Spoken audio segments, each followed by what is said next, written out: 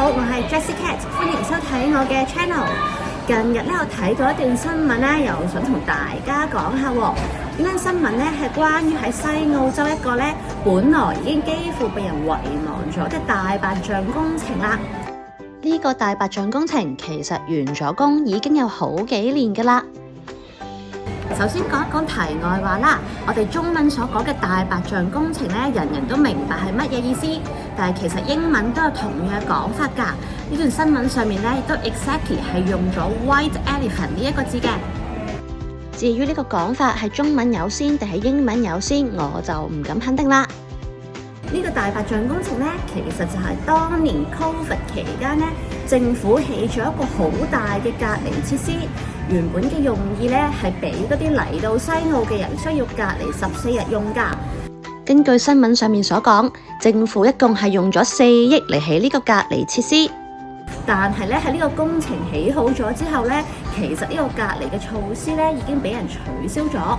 咁我甚至有啲懷疑咧，呢個隔離設施係有冇被人使用過嘅。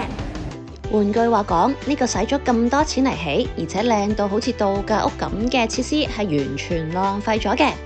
咁其實呢個話題咧，最近喺社會上面都引起咗幾大迴響㗎。最緊要咧就係因為西澳而家面臨緊幾嚴重嘅房屋問題啦，有好多人租唔到咧，甚至淪落到要瞓帳篷或者瞓喺架車度㗎。咁簡單嚟講，佢哋就係 homeless 啦。咁啲人提議咧，呢一個隔離嘅措施咧，有一間房喺呢一度啦。不如就俾啲 homeless 嘅人咧做短暫嘅居所，直到佢哋揾到屋為止啦。咁其實呢個主意咧聽落去都唔錯㗎，點知咧政府就提出反對喎。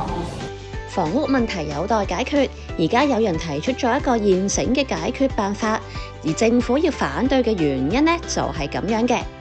新聞上面話係因為呢一個設施嘅房間太細，空氣唔夠流通，亦都冇足夠嘅公共空間喎。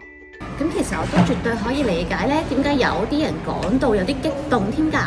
因為可以想像咧，如果有人係帶住一家大細無家可歸要瞓車，而政府有啲咁嘅措施，有一間房咧，而唔用嚟幫助佢哋嘅話咧，其實正常都係會有啲嬲嘅。大部分人嘅留言都話唔明白，如果同瞓喺架車度比，點解嗰間房會太細？亦都有唔少人叫政府不如自己去問下嗰啲露宿者願唔願意住喺嗰個房間。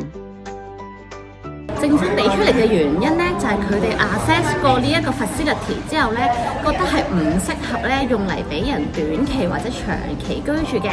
咁但係我自己覺得呢個原因係有啲牽強㗎，因為呢個隔離設施咧原本就係俾人起嚟 COVID 嗰陣隔離用㗎，咁點可能會唔適合短期居住咧？